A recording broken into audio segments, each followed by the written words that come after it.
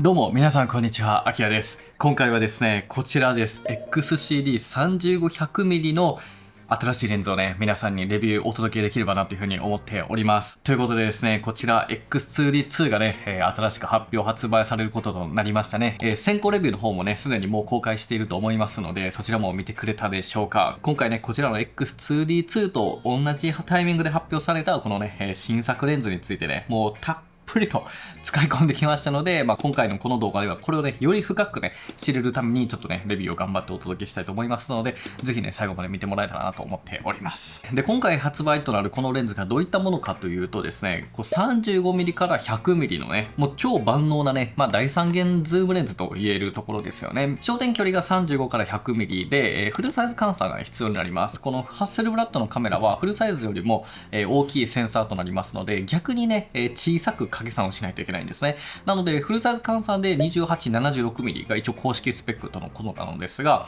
大体ね、それぐらいのね、焦点距離のものになります。で、F2.8 から F4 なんですけれども、こちらも換算が必要となって、大体 F2.2 から F3.1 相当ぐらいのズームレンズという風になっております。単焦点7本分ぐらいのね、焦点距離をカバーした、もうようやく待望だったね、このレンズが出たというところになります。で、このレンズはですね、実は最高品質の、ラインナップのシリーズになります。これ E シリーズ、E レンズになるんですね。去年ぐらいに発表された 20-35mm で、これ1本だけだったのが、ようやくね、ここに加わったハッセルブラッドの XCD レンズの中でも最高品質、最高峰の、ラインのね、新作というところになります。で、この E シリーズというところで、何のいいかというと、エクスクルーシブのね、意味とされているそうですね。フラッグシップレンズとも言えるほどのね、高額品質をね、誇るようなレンズともされていて、他で言うとこちらですね、V シリーズというね、ちょっとここには書いてないのかな。はい、レンズには書いてないこの V シリーズというものがあります。この V というのはバーサタイルのね、V とされていて、汎用性のね、意味が込められています。この小ささで単焦点で、とても明るい F2.5 というところで、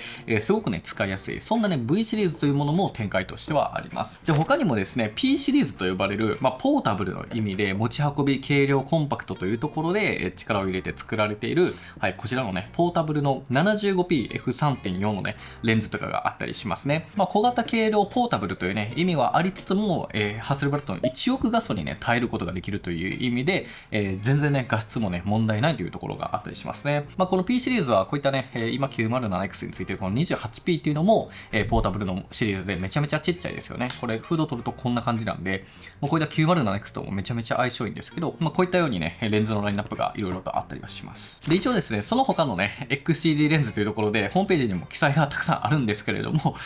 どれもめちゃめちゃ高いのに、その他っていうね、もう結構その他に分けられてしまってるぐらいのもので、ちょっとって感じではあるんですが、そこにですね、もともと 35-75mm のね、レンズがあったんですが、そのね、完全上位互換と言えるぐらいのものが、ようやくね、出てきてくれたというところになりますね。でですね、こちらのレンズ、換算がね、必要とお話はしたんですが、それをね、しっかりとまずね、理解していきたいと思うんですけど、中盤カメラ、ハッセルブラッドは中盤、ミディアムフォーマットサイズと呼ばれているんですが、このね、センサーサイズには、フルサイズ換算というものが逆に必要になります。今まではね、APS-C とか、マイクロフォーザーセンサーとかっていうのは2倍をかけたり、1.5 倍をかけたりしてたんですけど、大きすぎるがゆえに、フルサイズにちょっと戻すような換算が必要になってくるんですね。で、これが約 0.78 倍、クロップファクターもここになるんですけど、これをね、かけてあげる必要があります。なので、35-100mm のレンズなんだけど、約28から78、一応公式は76と書いてはいたんですけど、それぐらいのね、レンズの画角という風になります。で、F 値も同様に 0.78 をかけてあげる必要があるので、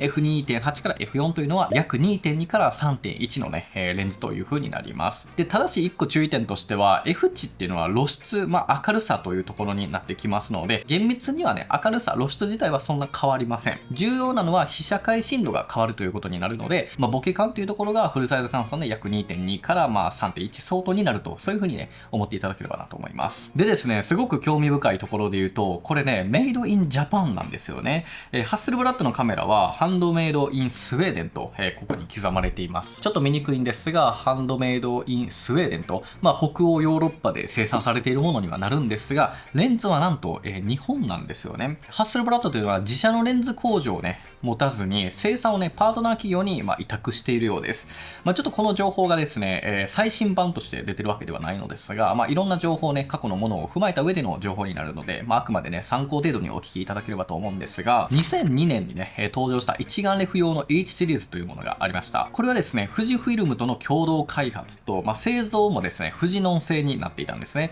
で、ハッセルブラッドは2016年にこの X システム、いわゆるミラーレスの中盤デジタルですね、これに移行してから日東工学というね、日本企業がこのね、レンズの製造を担当していたんですよ。設計自体はスウェーデンの本社にはなっています。ただですね、さらに興味深いことがありまして、こちらのレンズですね、これ XCD75mmF3.4P のレンズなんですけど、こちらの裏を見てみるとですね、見えるか分かりませんが、メイドインチャイナと書いています。中国で生産されているこちらのレンズになるんですね。なので、このレンズ2024年末に発売されましたので、もう中国になったんじゃないかと僕はね、思っていたんですが、このレンズ見てみましょう。わかりますかね。はい、こちらにメイドインジャパンと刻まれています。少なくともこのレンズはしっかりと日本で作られている、ニット工学製なのかなと予想はしているんですけれども、こういったね、刻印があって、ちょっとレンズによってね、こう全部メイドインジャパンとかチャイナとか書いてて、レンズによっても変わってくるんですけど、ちょっとね、そういった面白いところがあるので、このレンズはね、メイドインジャパンということをね、皆さんにお届けできればなと思って、ちょっとね、ここを取り上げてみました。ということで、それではね、このレンズのしっかりとスペック仕様をね、見ていきたいなというふうに思います。じゃん、こんな感じになっています。細かなね、焦点距離や F 値はお話しした通りで、レンズ構成は13群16枚、引き埋めレンズを3枚使用していますね。で、超低散分散レンズっていうものを5枚使用していると。で、シャッタースピードが4000分の1秒、フィルター径が 86mm、重量は 894g と、やや重めのね、レンズにはなっております。で、気になる価格に関してなんですけど、71万5000円とのことです。かなり高いです。はい、これはちょっとね、本当に手が出ないレンズでもあるのですが、そのね、理由がちゃんとね、ここに感じられるかっていうのは、このね、後ほどのね、しっかりと使用感とか画質で判断していただければなと思っております。一応価格に関しては、この 20-35mm が、ホームページ価格だともう少し高い金額になるので、このレンズに次いで2番目にね、高額なものになっています。で、デザインとしては高級感のあるマット仕上げになっています。すごくね、高級感はあるし、めちゃめちゃゴージャスなんですけど、正直なところ、結構指紋というか、ちょっと手の油がついてしまうようなイメージはあります。なので、ちょっと個人的には、こういろんなところで使ってたんですけど、ちょっとこうベトベトギトギトしたのがついてしまうような、それぐらい光沢感がある、いいね、作りではあるのかなとは思っております。で、操作リングは3つになっていますね。ここにコントロールリングと、ここにズームリングがあります。で、ここにフォーカスリングがある3つの仕様になっていて、で、これらのリング全てにハッセルブラッドの H のね、刻印が刻まれています。このレンズキャップのね、装着感とか、このトルク感とかね、全てにおいて、すごく品質はね、良くてこだわりをね、感じる設計にはなってるんですけど、ちょっと1個だけね、僕のね、気になるところとしては、ここですね、リアキャップが若干ね、締まりが悪いんですよね。ちょっとこの、ちょっとね、この、ちゃんとはまってる感がなくて、他のレンズはそんなことないんですけど、こう、しっかりとね、はまってる感じがあって、そんなすぐにね、回転しないんですけど、このレンズはね、若干個体差なのか、ここが緩いなとは感じます。ちょっとこれがね、怖かったりしますね。ということで、これのね、前モデルの、第三元標準ズームレンズとちょっとね比較をしてみようと思います。スペック上の比較にはなります。以前まで 35-75mm F3.5 から F4.5 のレンズがね、ございました。このレンズと比べてみるとまず大きく違うのは、焦点距離ですね。フルサイズ換算で前の35-75は、約2858ぐらいだったのが2876までねいけるようになりましたと。で、明るさも変わってるし、シャッタースピードも2000分の1から4000分の1秒に対応しています。で、重量が 1115g、1kg を超えていたものが 894g となって、これらのアップグレードで値段がだいたい7万円前後ぐらいの増加率という形になるので、結構ね、いいね、進化なんじゃないかなと思います。7万円のね、価値は全然あるかなと思うので、このレンズから乗り換えるっていうのもね、大いに検討の価値はあるのではないかと思っています。ただ一つ、あえて言うならば、35-75っていうのはインナーズームだったんですけど、今回の35-100はですね、鏡頭が伸びるタイプです。で、これがかなり伸びます。いきますよ、せーの。ドンと結構伸びます。これズーム時にだいたい4センチほどね伸びる設計になっていて、正直なところこれ 907X とつけるとかなりねアンバランスに見えてしまうかなと思います。この 907X だとアンバランスに見えるので、若干そこはね不安要素ではありますね。どっちかっていうとやっぱ X2D のねシリーズと、使ってあげるのがいいかなと思うんですけど、907X でも別売りのねグリップをつけてあげれば割としっかり使うことは全然できるので、ちょっと用途はねしっかり考える必要はあるかなと思います。なのでズームをねするとかなり大きいんですが、ズームをしない状態であればそれなりにね小型なのかなと、スペックに対してはねそういう風には感じてはおります。とはいえですね、このねサイズ感ちょっとねイメージしにくいと思うんですよ。僕手にした時にでかって思ったんですけど、意外とこれね普通の他のメーカーでもねこれぐらいではあるのですね。なのでちょっと参考までにちょっと大きさだけ比較をしてみましょう。まず1個ね気になりやすいのがこれ、ソニーの FE2870mm と大きさを比較です。はい、大きさこれぐらいの感じですね。正直太さはほぼ変わりません。縦はこっちの方が小さいんですけれども、これズームをするとね話は変わってきます。ズームをするとここですね。はい。で、こっちはズームをするとここまでになるので、ズーム時の大きさがかなり違います。で、両方ともね、フィルター機はね、同じなんで、この太さはかなりですね、はい、こう見るとほとんど一緒と言えるぐらいのね、サイズ感になっています。2870F2 を持ってる方はもうほぼこれぐらいの大きさだと思ってください。で、他で言うと、これですね、ルミックス 2470mm F2.8S プロレンズ、これとも非常に似ています。太さで言うと若干ハッセルブラッドのこっちの方が太いんですが、ズームをするとこんな感じになりますね。やっぱりね、こちら XCD の方がね、若干大きくなるかなといった印象はありますね。で、あとはね、ソニーの 1635F2.8GM2 とか 2470F2.8GM2、結構似てる大きさだと思うんですけど、一回り以上小さくなるので、やっぱこのね、2470とかの F2.8 第3元はかなり小さいのがわかるはずです。で、最後に一つ面白かったのが、これ全然ね、見た目違うじゃないですか。この2035と 3500mm あるんですけれども、これパッと見はこっちの方が圧倒的に大きいじゃないですか。でもこっちが意外と重量あるんですよね。なのでパッと両方持った時に、いやどっちもどっちなってぐらいの重量になるんですよ。なので2035っていうのはかなり詰まってます。はい。なので結構こっち見た目によらず重たいんですよね。だからこの3500っていうのは見た目はでかいんだけどめちゃくちゃ重たいわけでは全然ないです。っていう感じでね、デザイン外観になっているんですが、もう少しだけ説明しないといけないことがあります。それがですね、フラッシュの同調ですね。ハッセルブラッドっていうのはレンズの中に、レンズにシャッター機構があります。なので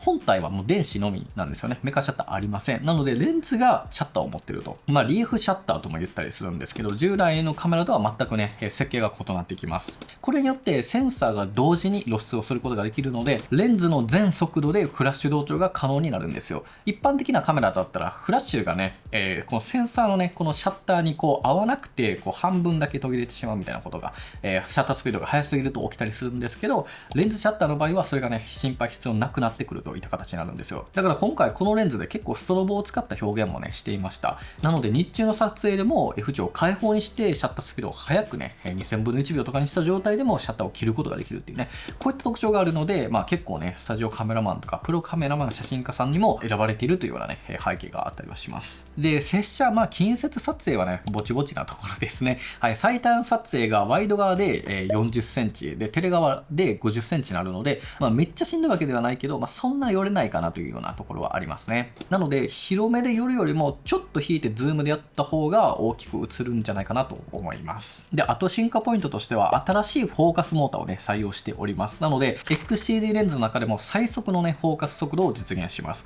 今回 X2D2 からオートフォーカス C コンティニアス F にも対応して認識 F もね追加されました。人物、動物、車などのね認識をすることが可能になって、それを追従することができるようになりました。なのでこのレンズとの組み合わせでね AF のねフォーカスっていうのはかなり速くなったんじゃないかなというところも挙げられます。あとはフィルター機がね 86mm になりますので、82でフィルターを揃えている方は若干ね、ここは注意ポイントかなといったところになってきております。というわけで、スペック使用はねこの辺にしておいてですね、実際の使用感、使い勝手を実際のね撮影体験ベースでお話しできればなと思います。ということでまずはちょっとね写真作例もっともっとたくさんあるので、ぜひね一回まず見てみてください。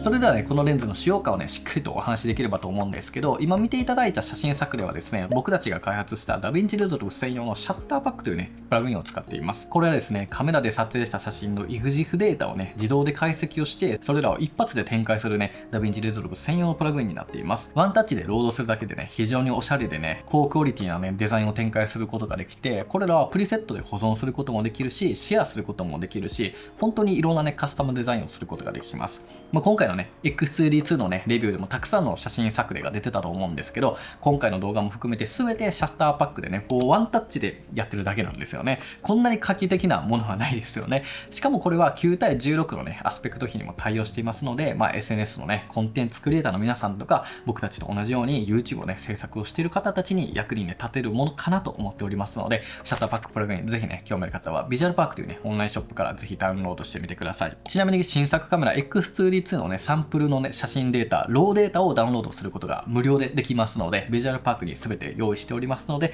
こちらもね、ぜひ見てもらえたらと思います。ということで、お待たせいたしました。実際の使用感をね、見ていきたいと思うんですけど、まずもう1個思ったのは、単焦点。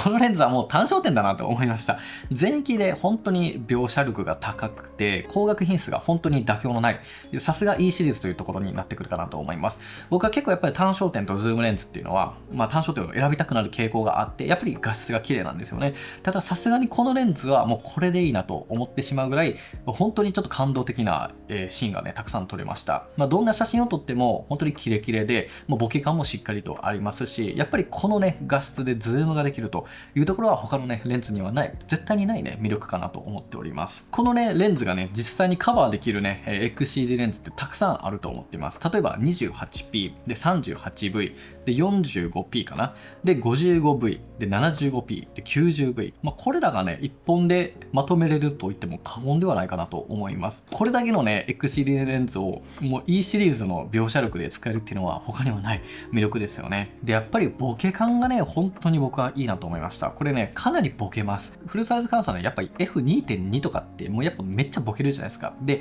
MAX でも F4 だから換算で 3.1 なんで、結構ね、すごいボケます。で、ボケ感もね、本当に主張がなくて、スッとしたボケだなという印象があります。あんまり悪目立ち、全然悪目立ちしなくて、で、ボケ感に特徴がある、癖があるっていうわけでもなくて、ハッセルのレンズ結構そんなイメージがあるんですけど、本当に滑らかなボケ感で、被写体をね、際立たせてくれるような、そんなね、印象があります。で、開放でもね、もう1億画素を映してしまうような、しっかりとしたキレのある描写になっていますので、本当に画質はね、もう何も文句のつけどころがね、ないような感じがしています。このね、2035はちょっと逆光時にゴーストが割と出てしまうなという印象が僕の中ではね、若干あったりはするんですけど、それがね、特になくて、結構全域でどのシーンでも使ってみたんですけど、もう本当にね、画質は満足しております。ただ一方でですね、この1本でほとんどが事足りはするんですけれども、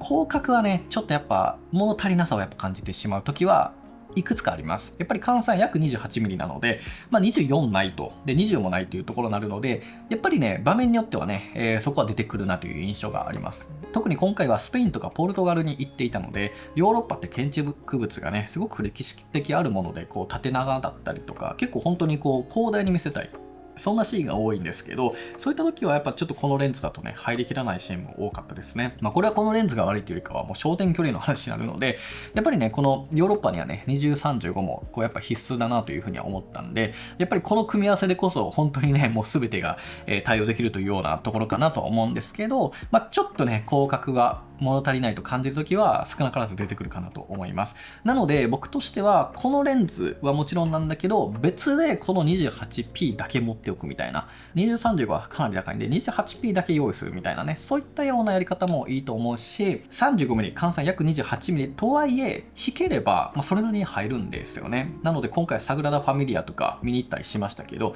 ちょっと距離あるところから撮れば全部映ったりはするので、工夫次第でできたりはするのでね、ちょっと自分の用途と撮影したいものによってこの焦点距離はね、ちゃんと考えたらいいのではないかなと思います。で、僕がね、このレンズですごく気に入ってるのは開放 F 値をね、維持できるということなんですよ。普通の一般的なレンズだったらズームをしたら F 値って絞られるじゃないですか。 F2.8 から F4 のレンズだったら F4 になりますよね。で、そのズームを戻した時にも F4 のままじゃないですか。このレンズね、F2.8 に戻るんですよ。これすごくないですか？これね、2035のこっちのレンズもそうなんですけど、だから基本的に F 値をずっと開放で使えるんですよね。これが非常に使いやすかったです。僕はね、ポートレートとか開放でね、やっぱボケた写真が好きなんですよ。そういう時にね、ズームを戻せば開放になるっていうのはこんなに使いやすいことはないなと思って、これはね、非常に使いやすかったです。で、あとはですね、シャッター音がね、すごくいいんですよ。一回ちょっと聞いてみましょうか。ちょっとシャッター音聞いてみましょう。いきますね。こんな感じです。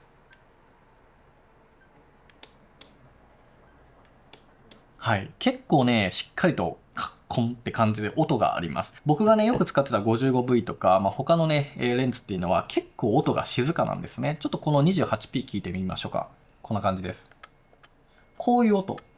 こっちのレンズの方が多分ね、ハッセルのレンズは多いと思うんですよ。このシャッター音の感じ。で、僕、これもいいんやけど、僕は結構このね、カッコンっていう音の方が好きで、これが、他のレンズだったら 25V。90V が多分この辺かな。で、2035も、今の 28P に近いようなシャッター音なんですよ。で、この3500はこのカッコン版の方なんで、僕はすごく好きで、撮影時のテンションがね、すごく上がるね、シャッター音かなと思います。で、レンズフードについて話したいんですけど、レンズフード花形タイプなんですね。これ装着すると、こんな感じのもので、多分ね、ズームレンズはこの花形タイプがついております。で、これに関しては、ちょっと残念かな、僕的には。やっぱね、この単焦点シリーズにある、この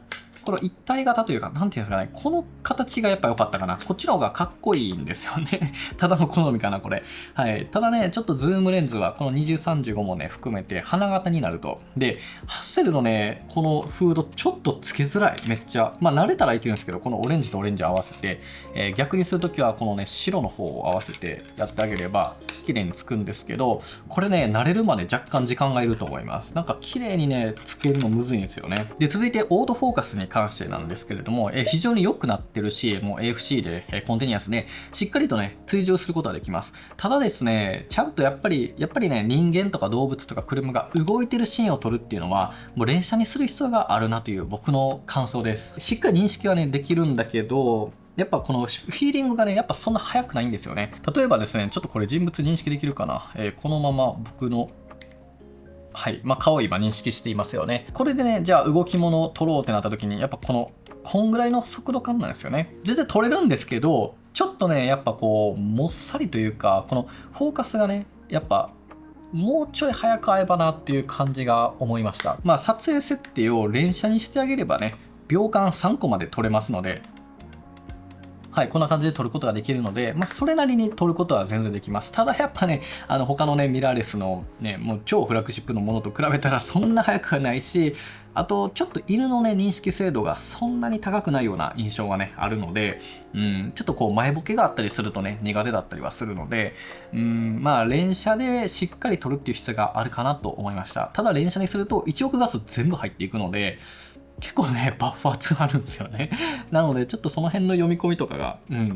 ちょっとこの辺はね、もうちょい、すごくね、劇的な改善はしてるんですけど、バンバンね、アルファみたいにもブワーって取れるかって言われたらそうではないかなというのは、正直あります。で、最後にね、僕がすごくいいなと思ったのは、このレンズ、コントロールリングがね、やっぱあることですね。コントロールリングがあるので、ここで F 値を変えたりだとか、割り当てればシャッタースピードとか、他のこととかもね、使うことができます。こっちの2035には実はなくて、これ実はちょっと使いづらさがあったりするんですよね。コントロールリングは絶対あった方が良くて、この V シリーズとかはね、コントロールリングがついています、ここにね。なので、これに慣れてると、やっぱこれすごく便利だし、めちゃめちゃね、ここはいいかなと思うんですが、ただ、E シリーズフラッグシップ機なんだけど、このマニュアルとオートフォーカスの切り替え、これで AF とマニュアルを切り替えれるんですけど、これがね、こっちのレンズではありません。マニュアルの切り替えはカメラ側からする必要があるので、なんでやねんっていうのはね、ちょっと思っちゃったんですけど、見た目重視なのか、そこら辺はね、ちょっとできない仕様になっております。はい、ということで、いかがだったでしょうか。今回ね、この 35-100mm をね、レビューさせていただきました。X2D2 でやっぱこれだけね、ずっしり感があるので、この 907X とね、装着をすると、やっぱりね、若干ちょっとアンバランス感はね、否めないんですけれども、グリップをつけてあげるなり、ちょっと工夫をすれば、全然 907X でもね、使えるかなというふうに思います。で、そして、すごくね、値段は高価だなと、やっぱ正直思いますよね。70 70万円ってなったらもういろんなカメラ買えるし、レンズも買えるというところで、そうすぐにはね、なかなか手が出せるレンズではないことも知っています。なのでですね、この動画の次の動画で、ハッスルブラッドのおすすめレンズをね、しっかりと整理をして、作例とともに一回解説をね、しようと思っています。実はね、ハッスルブラッドのレンズっていうのは、なんとね、10万円台から購入することができるものもあるんですよ。これはね、最近ちょっと僕買ってみたりしたんですけど、すごくね、いいレンズです。全然値段があれだとしても。ただ、もちろん欠点はあったりはするんですけど、一回ね、ハッスルのレンズ、一回整理しましょうっていうところで、今そのね、動画も、もう完成しておりまして、2個次の動画でね、出ますので、そちらもね、合わせてみてもらえたらなと思います。で、次の動画ではこちらですね、20-35mm の方のレンズのレビューを行いたいと思っております。ヨーロッパで撮影してきた美しいね、写真データとともに、このレンズだったらどういう使い勝手があるのか、こっちの3500と比べてどうなのかっていうのも、しっかりとね、この次の動画でお届けできればと思いますので、見逃さないようにね、チェックしてもらえたらと思います。で、そしてですね、今回見ていただいた写真作例は全てシャッターパックプラグインでワンタッチで作っております。はい。これをね、使っていただければ、本当にね、美しくて、魅力的なデザインをね、もう一発で展開できて、これ全部自動でできますから、もうこれいちいちね、シャッター、ISO 感度なんぼだっていうのもね、記入しなくて必要なくなりますので、こんなにね、画期的なツールは今までなかったんじゃないかなと思いますので、こちらもね、興味ある方はぜひ使っていただければ嬉しいなと思っています。で、今回の X2D2 のね、サンプルの写真データ、ローデータをね、ダウンロードできるように無料サンプルもビジュアルパークの方で用意しております。もうハッスルブラッドのカメラってね、なかなかね、使うことができなかったりはすると思いますので、実際に手に取っていただいて、実際のね、このロー写真のこの現像の強さ、どこまで耐性があるのか、そういったところをぜひね、確認していただければ嬉しいなと思っております。ということで、今回も最後までご視聴いただきありがとうございました。ではまた次回の動画でお会いしましょう。バイバイ。